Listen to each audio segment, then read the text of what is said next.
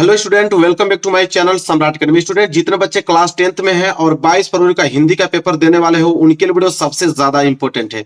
मेरे प्यारे बच्चों, मात्र इस वीडियो से आप लोग 95% ला सकते हो। बस आप लोगों को इस वीडियो को शेयर करना है ताकि जितने भी फ्रेंड है आपके जो क्लास 10th में है 22 फरवरी को एग्जाम देने वाले हैं उनके तक ये वीडियो पहुंच पाए। मेरे प्यारे बच्चों, आज वीडियो में पूरा का पूरा मैं 70 में 70 नंबर आप लोगों को बिल्कुल बताने वाला हूँ कि कौन सी चीजें आप लोगों को पढ़ना है, कौन सी इंपॉर्टेंट टॉपिक है जो आपको तैयार करना है ताकि आप लोगों का 70 में 70 नंबर बिल्कुल आ पाए। वीडियो को लाइक कर देना, चैनल पे नए हो तो चैनल को जरूर सब्सक्राइब कर लेना।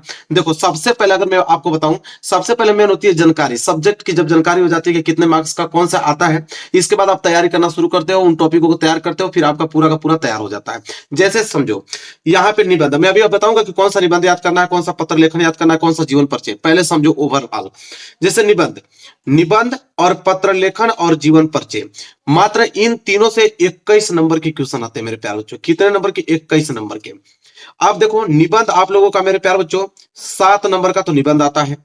पत्र लेखन की अगर हम बात करें तो 4 नंबर का मेरे प्यारे बच्चों पत्र लेखन आता है।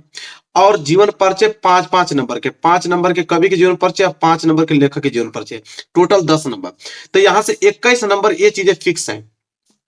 21 नंबर ये चीजें फिक्स है, इसको कोई बदल नहीं सकता है। ये आपको कंफर्म है कि यही आएगा। कौन सा आएगा मैं आपको बताऊंगा। ये चीजें फिक्स रहती हैं हमेशा। आप चाहोगे तो मात्र इन तीनों टॉपिकों को तैयार करके आप बोर्ड एग्जाम में पास हो सकते हो, लेकिन पास नहीं होना है। हम लोगों को चाहिए 70 में 70 नंबर।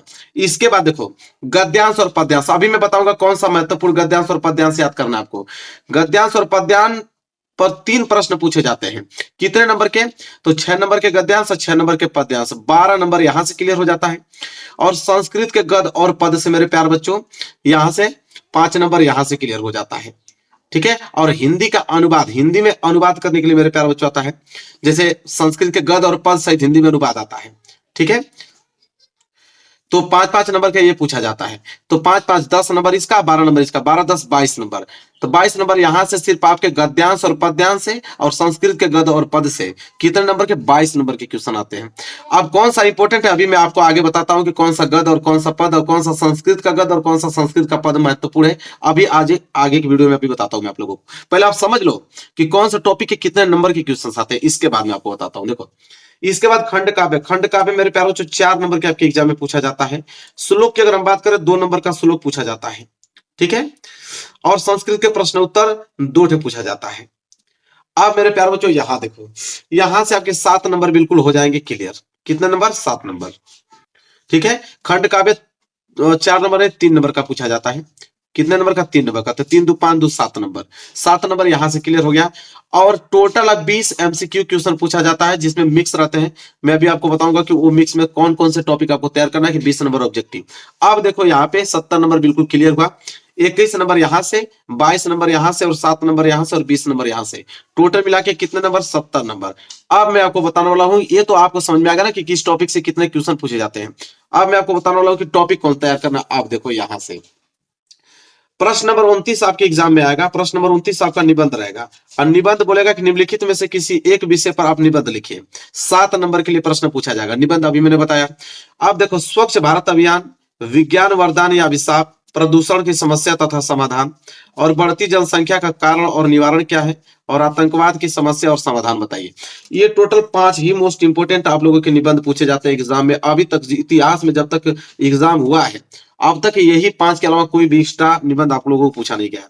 अगर ये 5 तैयार कर लेते हो तो 5 में से तो कोई एक ही करना होता है, तो 5 में से कोई एक नहीं आएगा आप लोगों को बिल्कुल। तो मात्र जितना समय आपके पास बचा है उतने समय में इस 5 निबंध को आप लोगों के दिमाग में बिल्कुल फिट होना चाहिए ताकि ये 7 नंबर फिक्स चीजें हैं ये आपको क्लियर हो पाए।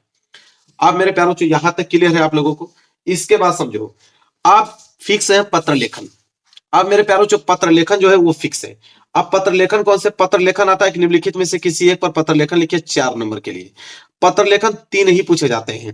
एक नियुक्ति आवेदन पत्र, दूसरा बैंक से किसी व्यवसाय के लिए अगर ऋण प्राप्त करने का आवेदन पत्र लिखने के लिए, और अपने नगर या गांव की सफाई हेतु संबंधित अधिकारी को प्रार्थना पत्र लिखने के लिए।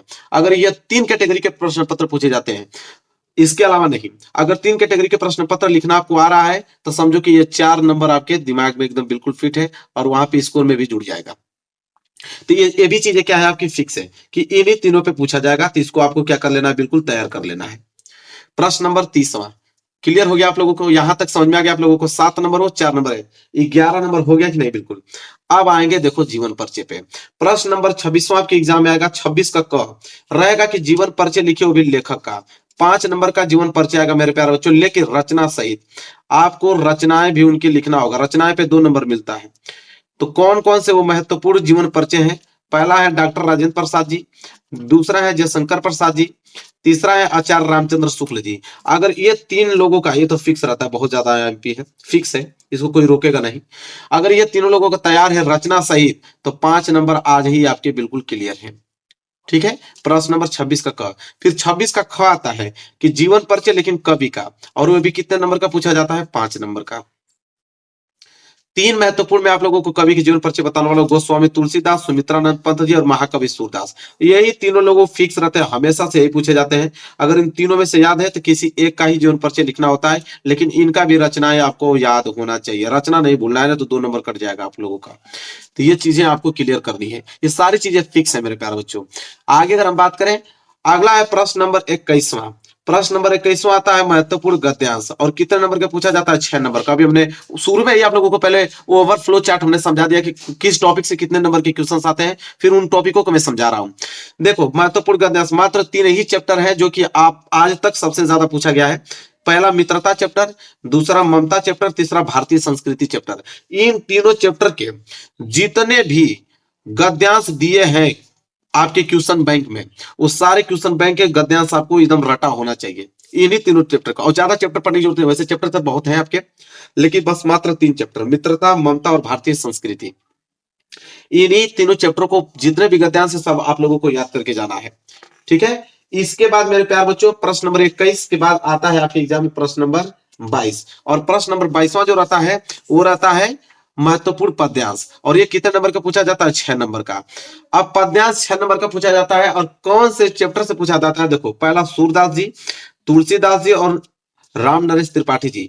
इन्हीं तीनों लोगों के महत्वपूर्ण आपके पद्यांश एग्जाम में आते हैं। तो इन तीनों लोगों के जितने भी, चाहे वो 10 होंगे, चाहे आपके पास 15 होंगे, जितने भी पद्यांश होंगे, उन सारे पद्यांश आपके एकदम पूरा दिमाग में रटा होना चाहिए, बिल्कुल फिट होना चाहिए 22 फरवरी तक। ठीक है, और इससे बाहर एक प्रश्न नहीं जाएगा, इस बात की गारंटी मैं लेता हूं। बस जो कह रहा हूं उसको सुनो, उसको आप तैयार करो। ठीक है, तो अगर तीनों लोगों को तैयार है तो यहां से 6 नंबर आप लोगों को बिल्कुल क्या हो जाएंगे? फिक्स हो जाएंगे। इसके बाद अगर हम बात करें आपके एग्जाम में आएगा प्रश्न नंबर 23। प्रश्न नंबर 23वां जो रहेगा वो रहेगा संस्कृत का गद्यांश और पद्यांश। तो देखो संस्कृत का गद्यांश और पद्यांश 5 नंबर का या 5 नंबर का, या टोटल कितने नंबर का? 10 नंबर का पूछा जाता है। और 2 चैप्टर अगर तैयार है तो दोनों चैप्टर के गद्यांश पद्यांश पूछे जाते हैं। पहला जो है वाराणसी चैप्टर, दूसरा है भारतीय संस्कृति चैप्टर। इन्हीं दोनों के जो गद्यांश और पद्यांश पूछे जाते हैं। अगर दोनों चैप्टर के गद्यांश और पद्यांश क्लियर है तो समझ लो कि 10 नंबर आप लोगों के बिल्कुल फिक्स है। ज्यादा है नहीं, कम से कम 7 या 8 होंगे टोटल। 7-8 गद्यांश पद्यांश है, अगर 7-8 तैयार कर लेते हो तो 10 नंबर आप लोगों का बिल्कुल फिक्स है, तो उसको कोई रोकेगा नहीं। आगे बढ़ते हैं, अगला कौन सा प्रश्न पूछा जाएगा? आप देखो 25वां प्रश्न खंड काव्य। देखो बोलेगा कि अपने पठित खंड काव्य के आधार पर निम्नलिखित प्रश्नों में से किसी एक प्रश्न का उत्तर दीजिए, और 3 नंबर के लिए। खंड काव्य बहुत है मेरे प्यारों, जैसे मुक्ति दूत, ज्योति जवाहर खंड काव्य है, मेवाड़ मुकुट। ठीक है, इसके बाद अगर हम बात करें आगे तो अग्र पूजा है, जय सुभाष खंड काव्य है, मातृभूमि है, फिर कर्ण है, फिर करमवीर भरत है, फिर तुमुल है। तो क्या आप कोई भी कर सकते हो? नहीं, ऐसा नहीं होता कि इतना सारा है तो जो आपको आ रहा है वो कर सकते हो, नहीं। ये आता है जिला वाइज, आप जिस डिस्ट्रिक्ट से होगे, जिस जिले से होगे, अपने क्वेश्चन बैंक में देख लेना या अपने किताब में देख लेना कि आपकी किताब में या क्वेश्चन बैंक में खंड काव्य के नीचे वहां पे जिलों के नाम लिखे रहता है कि किस जिले से हैं तो कौन सा खंड काव्य आपको पढ़ना है, और वही खंड काव्य आप एग्जाम में करोगे तभी नंबर मिलेगा। ये नहीं कि आप किसी दूसरे डिस्ट्रिक्ट से हो और किसी दूसरे डिस्ट्रिक्ट का आपने खंड काव्य कर दिया तो नंबर मिलेगा, नहीं, ऐसा नहीं होगा, कभी नहीं होगा। और इसीलिए मैं कह रहा हूं आगे से देख लेना कि कौन से डिस्ट्रिक्ट में पूछा जाता है आपका खंड काव्य, तो उसी खंड काव्य को आप रिवाइज करके याद करके जाना 22 फरवरी को। कंफर्म है, 3 नंबर यहां से आप लोगों का क्या हो जाएगा? बिल्कुल पक्का हो जाएगा। चलिए आगे बढ़ते हैं। अगला देखो, अब श्लोक आता है मेरे प्यारे बच्चों। श्लोक आपके एग्जाम में आता है 2 नंबर के लिए, और मैं दोनों श्लोक आपको बताने वाला हूं। 2 श्लोक अगर आपको याद है तो फिर आप 2 नंबर आपके पास है। जैसे बंधम मरणो वापी जयो वापी पराजय उभयत्र सम वीर वीर भाव ही वीरता, यह जो 2 लाइन है, बस मात्र 2 लाइन ही आपको कितने नंबर दिलाएगी? 2 नंबर दिलाएगी।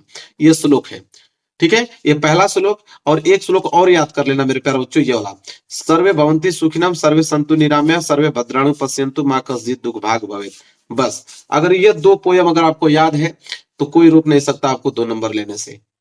ठीक है, यहाँ तक प्रश्न नंबर 27वां रहेगा आपके पेपर में, प्रश्न नंबर 27वां श्लोक पूछा जाएगा। आगे बढ़ेंगे, अब आता है 20 नंबर के बहुविकल्पीय प्रश्न, लास्ट वाला। अब 20 नंबर के बहुविकल्पीय प्रश्न बहुत सारी चीजों से मिलकर बनता है, अभी मैं बताता हूं। देखो, पहला, हिंदी के गद और हिंदी के पद से 5-5 नंबर के बहुविकल्पीय बनते हैं, टोटल 10 नंबर के। उसमें क्या होता है, देखो, हिंदी के गद में जो होता है वो शुक्ल युग और शुक्लोत्तर युग से क्वेश्चन बनते हैं। तो शुक्ल युग से और शुक्लोत्तर के सारी चीजें याद होनी चाहिए आप लोगों की। शुक्ल युग की समय सीमा, शुक्लोत्तर की समय सीमा, उनके कवि कौन है, उनकी महत्वपूर्ण रचनाओं के लेखक कौन है, ये सारी चीजें याद होना चाहिए आपको। हिंदी पद में जो होता है वो रीतिकाल और आधुनिक काल से क्वेश्चन आते हैं। रीतिकाल की समय अवधि क्या है, आधुनिक काल की समय अवधि क्या है, उनके उस समय के कौन लेखक हैं, कौन रचना है, उनके कवि कौन है, ये सारी चीज याद होना चाहिए। मतलब इन दोनों टॉपिक आपको पूरा रटा होना चाहिए, तो 10 नंबर आपको यहां से फिक्स हो जाएगा। ठीक है, इसके बाद रस, छंद, अलंकार। तो रस में वो भी करुण रस, हास्य रस, दोनों मिलाकर एक क्वेश्चन बनेगा, दोनों से मिलाकर एक क्वेश्चन। हास्य रस, करुण रस का उदाहरण पूछ लेगा 1 नंबर के। अलंकार की अगर हम बात करें तो उसमें अर्थालंकार, उपमा अलंकार, रूपक अलंकार, और एक साथ ही साथ अगर हम बात करें तो उत्प्रेक्षा अलंकार। तो 4 प्रकार के अलंकार है ना, इन चारों प्रकारों के अलंकार से 1 नंबर के क्वेश्चन आएंगे। और चाहे जो भी पूछ ले, अर्थालंकार पूछ ले या उपमा अलंकार, रूपक, उत्प्रेक्षा, कुछ भी पूछ सकता है। तो ये चारों तैयार होना चाहिए, तभी तो। एक छंद आता है, छंद से 1 नंबर के क्वेश्चन, मतलब 3 टॉपिक है, 3 नंबर के क्वेश्चन पूछे जाएंगे 1-1 नंबर के हिसाब से। ठीक है, तो तीनों तैयार होगा तभी तो 3 नंबर आप कर पाओगे कवर। आपको थोड़ी मालूम है कि उपमा ही अलंकार आएगा, कौन जानता है उत्प्रेक्षा दे दे, अर्था दे दे। ठीक है, तो इसलिए सभी आपको याद होने चाहिए। फिर चौथा है हिंदी व्याकरण। अब हिंदी व्याकरण से मेरे प्यारे बच्चों 3 नंबर के क्वेश्चन पूछे जाएंगे। देखो, एक उपसर्ग से, एक समास से, एक तद्भव से। उपसर्ग में अ, अन, अधि, अप, स, निर, अ, अभि, परि, सु। ठीक है, इनके उपसर्ग आपको याद होने चाहिए, बस इतना याद है, 1 नंबर आपको फिक्स है। समास में द्वंद्व समास, द्विगु समास, कर्मधारय समास और बहुब्रीहि समास। 4 प्रकार के समास में अगर चारों याद हैं आपको तो 1 नंबर यहां से भी आपके क्लियर है। तद्भव की अगर बात करें तो तद्भव, तत्सम, पर्वाची, इन तीनों में से किसी एक का ही क्वेश्चन देगा। चाहे वो आपसे पर्वाची पूछ ले, चाहे आपसे वो तत्सम पूछ ले, चाहे आपसे तद्भव पूछ ले, तीनों मिलाकर 1 ही नंबर का देगा। चाहे जो भी तीनों में से एक दे दे, और 3 नंबर यहां से बिल्कुल हो जाएंगे आपके क्लियर। ठीक है, यहां तक चीजें क्लियर है। इसके बाद मेरे प्यारे बच्चों आगे बचता है 5वां, कि संस्कृत का व्याकरण। संस्कृत के व्याकरण में सर्वनाम पूछेगा, तद और युष्मत शब्द का। तद और युष्मत शब्द का हिंदी व्याकरण सर्वनाम पूछेगा, वो भी कितने नंबर के लिए, 1 नंबर के लिए पूछा जाएगा, प्रश्न नंबर 5वां। और आगे क्या है, तो 1 नंबर का पूछा जाता है वाक्य का रूप। ठीक है, वाक्य का रूप, कैसा वाक्य है, सरल वाक्य है, मिश्र वाक्य है, संयुक्त वाक्य है। ठीक है, तो वाक्य के स्वरूप से 1 नंबर के क्वेश्चन पूछे जाते हैं। फिर वाच्य से पूछा जाता है कि वाच्य में प्रयोग और वाच्य परिवर्तन से 1 नंबर के क्वेश्चन आपके एग्जाम में आने वाले हैं। फिर पद परिचय से, लास्ट है आपका पद परिचय, इसमें विकारी और अविकारी शब्द आते हैं 1 नंबर के। बस इनको मिलाकर 20 नंबर के क्वेश्चन पूछे जाते हैं मेरे प्यारों बच्चों, एमसीक्यू क्वेश्चन। और पूरा टॉपिक हमने एक एक करके आप लोगों को समझा दिया, आई होप आपको पूरा का पूरा क्लियर हो गया होगा। अब इतना चीज अगर आपको तैयार है तो यही, इसी से 70 में 70 नंबर आएगा। इतने ही टॉपिक आपके एग्जाम में पूछा जाता है। अब चाहे आप याद करो या ना याद करो, याद जो कर लेगा वो 70 में 70 लेकर आएगा, नहीं याद करोगे तो बात ही अलग है। ठीक है, तो मैंने सारे टॉपिक आपको समझा दिया, वो भी विद सॉल्यूशन, कि कौन सी चीजें आपको पढ़ के जानी है। अगर इतना तैयार है तो 22 फरवरी को जब हिंदी का पेपर देने जाओगे तो आधे 1 घंटा पहले ही पेपर सॉल्व करके चले आओगे, क्योंकि आपको सारी चीजें आगे से ही मालूम चल गई हैं कि कौन सी चीजें पूछी जाएंगी। तो मेरे प्यारों, इसीलिए मैं कह रहा था शुरू में कि वीडियो को लाइक कर देना और शेयर कर देना। जितने भी दोस्त आपके हैं, फ्रेंड है, जो कि हाई स्कूल का पेपर देने वाले हैं 22 फरवरी को, वो वीडियो उनके यहाँ पहुंचे और वो भी तैयारी करके बेहद अच्छे मार्क्स ला पाए। चलिए मिलेंगे नेक्स्ट वीडियो में, तब तक के लिए धन्यवाद।